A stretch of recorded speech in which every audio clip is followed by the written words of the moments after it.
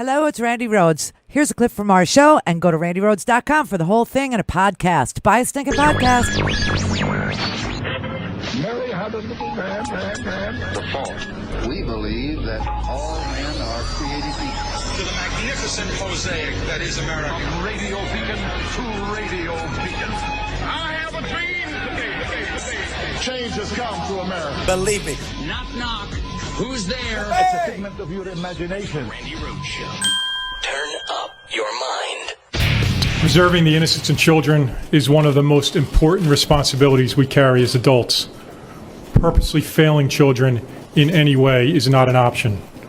And yet there are some in society who have chosen to blatantly disregard this responsibility, using whatever means they have at their disposal to lure children into a life which they should never have been exposed. As we allege today, Jeffrey Epstein is one of those people. Ew. At approximately 5:30 p.m. on Saturday evening, we arrested him at Teterboro Airport without incident. Epstein has been charged with 1 count each of sex trafficking and sex trafficking conspiracy.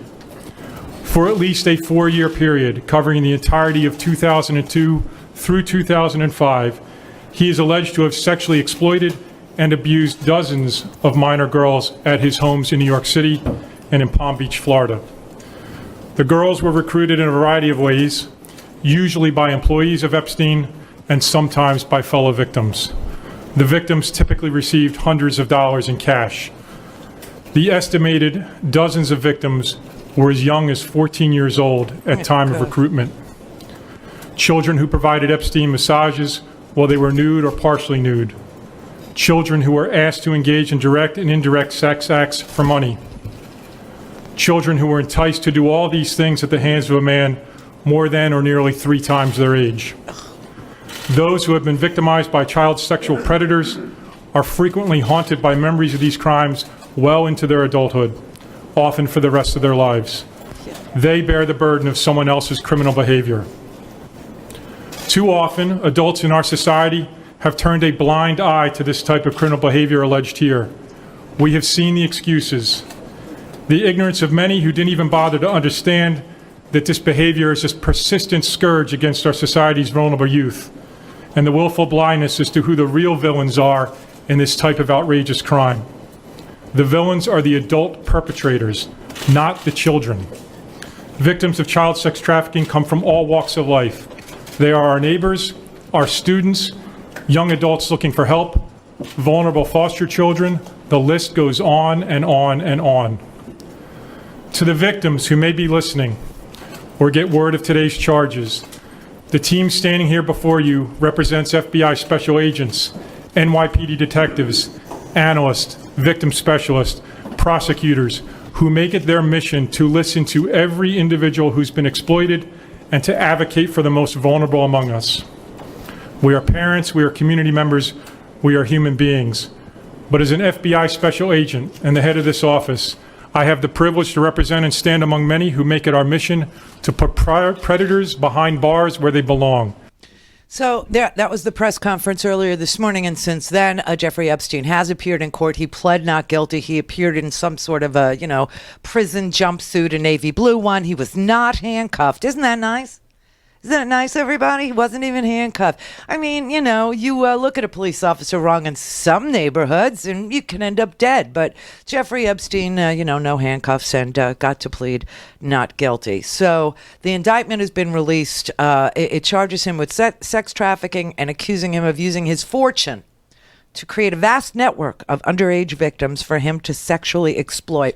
And then after they arrested him at Teterboro, he was on his way back from Paris, and when they took him, they actually got a warrant and they broke down the door of his Upper East Side mansion, 71st Street, Manhattan, for those of you who care.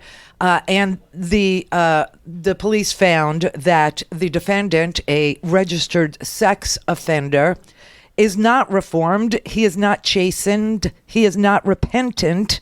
Rather, he is a continuing danger to the community and an individual who faces devastating evidence supporting deeply serious charges. Why do they say that? Because they found a safe full of photos of the girls some nude, some semi-nude, and he had CDs, not just photographs, but CDs labeled clearly, young blank, and they redacted everybody's name to protect them, and found thousands of photographs of his victims. Now, the FBI gave this is interesting. The FBI is prosecuting this in their public corruptions unit, which usually prosecutes public figures, like politicians and stuff.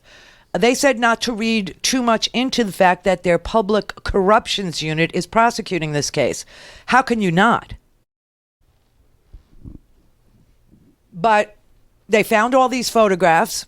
Okay, and they said that he is a flight risk. They asked not to have bail at all because he, will leave. He will fly. He will flee. He's got places all over the world.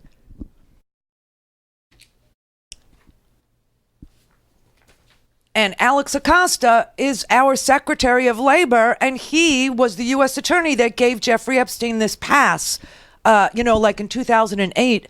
On these child abuse charges. It's just so weird. You know who else has been, very active in helping Jeffrey Epstein avoid charges? Alan Dershowitz decided that the part of the case that he would do for Jeffrey Epstein would be Alan Dershowitz would hire private detectives and scan these girls' social media accounts, etc., and say that because they smoked pot or because they had social media accounts that where they flirted or whatever, that they were asking for it, kind of a thing. Now, I don't know that that's going to fly in the Me Too age. This all happened before Me Too. But that's what Alan Dershowitz's role was to make these girls not credible, to damage the reputations of these young 14-year-old girls. Now, one of the girls does say that she was forced to have sex with Alan Dershowitz, and there is a girl named Katie who had filed charges against Donald Trump. She has since taken the charges. She's quashed them. But she's on videotape with her face obscured saying that, it all happened at Epstein's house and that she had to handle Donald Trump. She had to handle him and that he required that she wear a glove to handle him, etc., etc. So I don't know. I mean, the public corruptions unit, it's all so fascinating. It truly is.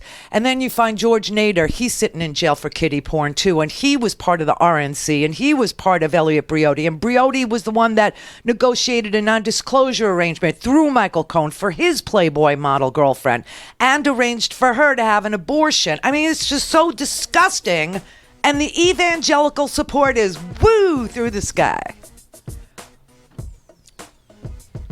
You know what? They think a man like this with friends like these, they think that he is their best bet. That you got Roy Moore with evangelical support, also a pedophile, trolling malls for underage girls. So, for the life of me, I have to tell you, just give up on the people that are still supporting this crew. Just give up on them because they are beyond. They